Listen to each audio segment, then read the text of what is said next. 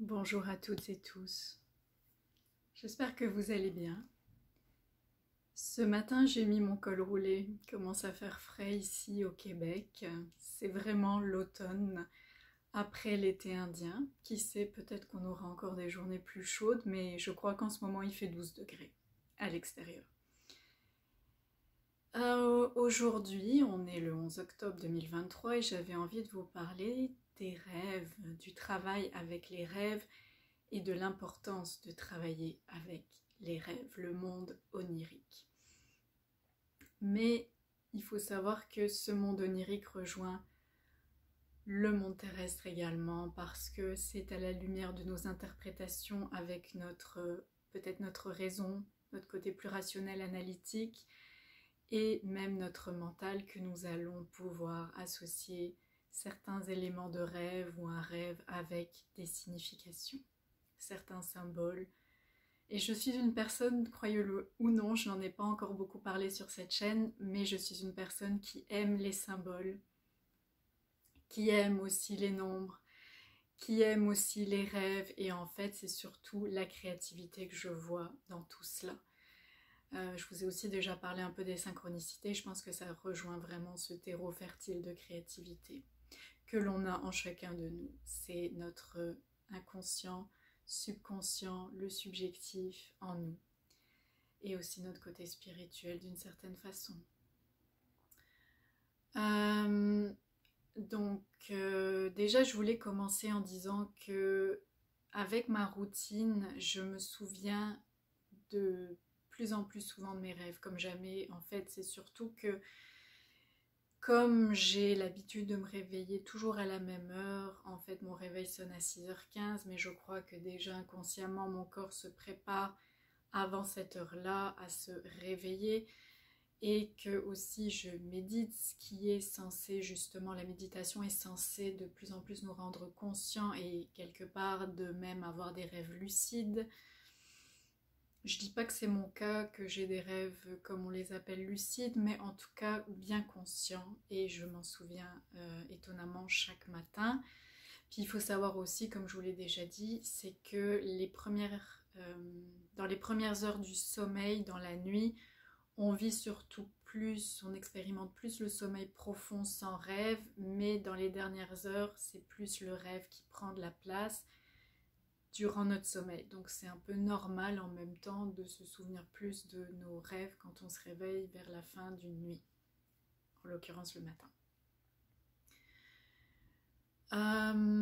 Donc peut-être commencer par vous dire que la nuit, ce matin, j'ai des souvenirs de rêves qui sont, par exemple, sans vous expliquer tous les détails, le processus, le développement, j'ai l'élément du miroir et aussi ce miroir sur lequel il y avait des verres blancs, dont je me souvenais qu'il y avait des verres blancs, que j'avais vu ce miroir avant, un grand miroir mural avec plein de verres blancs dessus, mais quand je parle de verre, là c'est VERS, hein, c'est pas autre chose, c'est pas le verre qu'on casse et dans lequel on boit par exemple. C'est vraiment des vers, ces créatures que l'on trouve répugnantes bien souvent, qui peuvent symboliser plusieurs choses. Mais ce qui est intéressant, c'est qu'il y avait une dame qui m'accompagnait dans mon rêve et j'ai vu qu'il n'y avait plus de verre blanc sur ce miroir, et elle me disait oui, les verres blancs ont disparu. Comme si le miroir avait été nettoyé. Et à la lumière de mon interprétation, je dirais que pour moi, le miroir, c'est très symbolique. C'est peut-être le miroir de l'âme, c'est la connaissance de soi en fait. Et le fait que les verres blancs disparaissent, c'est peut-être qu'un voile est ôté, qu'on permet de mieux voir à l'intérieur ou derrière ce qu'il y a de l'autre côté du miroir,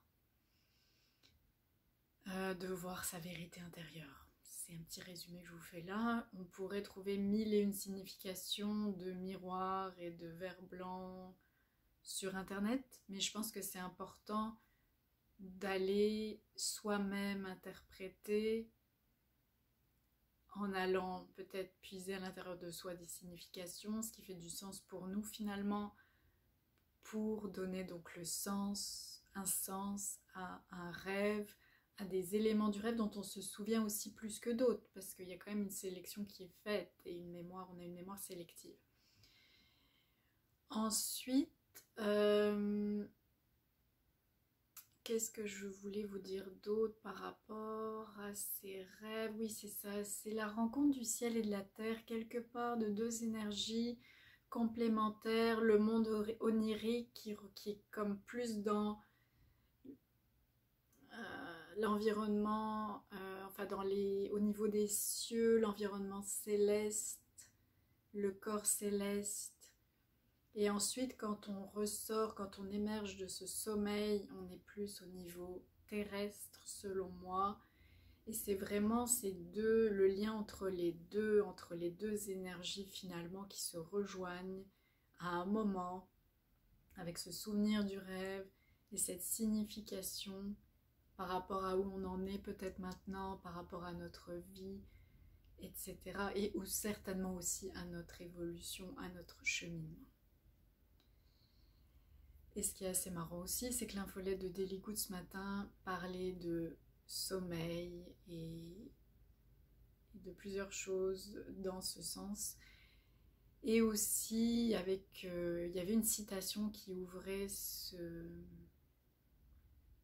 cet article de l'infolette Daily Good que je reçois, à laquelle je suis abonnée, donc que je reçois par courriel chaque jour. C'était une citation en anglais de Mary Oliver, une écrivaine américaine, qui disait quelque chose comme « J'ai aimé un jour quelqu'un qui m'a donné une boîte pleine de noirceur, d'obscurité, et j'ai mis du temps, j'ai mis plusieurs années à comprendre que ceci était aussi un cadeau. » Et ça me touche particulièrement parce que parfois on vit des relations difficiles qui nous amènent dans des territoires inexplorés sous forme d'initiation pour mieux se connaître. Et c'est aussi, avec le temps, on se rend compte que ça nous fait évoluer, qu'on a évolué. J'ai même pas envie de dire que ça nous fait évoluer parce que pour moi vraiment l'évolution est naturelle, mais que c'est arrivé un moment dans notre vie où on avait peut-être besoin de vivre cette expérience, où on était prêt en tout cas à vivre cette expérience pour évoluer, en ressortir peut-être plus fort, plus soi-même, pour ôter des voiles, pour se libérer et se révéler pleinement, encore que c'est vraiment un processus continu qui n'a pas de fin en soi. C'est pour connaître sa nature véritable et profonde, donc le miroir propre qui me fait voir ma nature véritable, profonde, faite de lumière, peut-être de pardon, c'est vrai aussi, mais surtout d'amour et la conscience qui est toujours là, la grâce, la présence intérieure. Cette personne, je crois qu'elle était aussi dans mon rêve, celle dont je vous parle, sans vraiment en parler. Et c'était vraiment un échange d'affection pour moi, en forme de câlin. Ça aurait pu être n'importe qui. Il y a plein, je pense, de personnes qui pourraient ressembler à cette personne de mon rêve. Mais aussi, il y a comme une sorte de... On sent quelque part l'âme qui est là, bien présente dans la personne que l'on voit en rêve, parfois qu'on peut associer à telle ou telle personne de notre vécu. Enfin,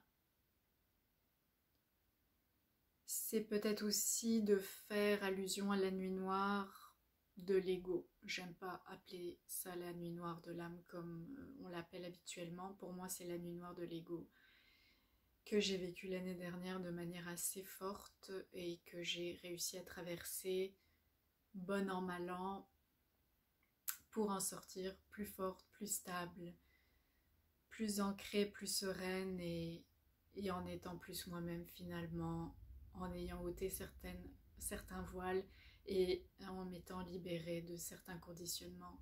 C'est pas une fin en soi aussi, c'est toujours en évolution, en mouvement. perpétuel évidemment, mais je sais que je me rapproche de plus en plus des enseignements du yoga en fait, parce que c'est vraiment cette théorie, cette compréhension qui vient expliquer ce que je vis dans mes expériences de vie, dans mes expériences directes. Donc voilà, je vous encourage à utiliser la créativité, vos rêves, et à aller vraiment dans cette introspection et aussi dans ce retour à soi, dans la méditation avec la pleine conscience. C'est ce qui colore la vie, c'est ce qui donne un côté extraordinaire à notre vie, qui fait que notre vie est remplie de petits miracles, de cadeaux. Et je vous invite vraiment à cultiver cette part de soi, du soi à l'intérieur de vous, chaque jour. Je suis là pour répondre à vos questions, aux besoins, pour partager avec vous. Je sais qu'il y a parfois des gens qui vivent des choses plus difficiles, comme j'ai pu le vivre aussi l'année dernière. J'ai eu la chance de pouvoir compter sur certaines personnes qui m'ont aidée et je crois que parfois ça fait du bien de ne pas se sentir seul et de pouvoir être accompagné. Namasté.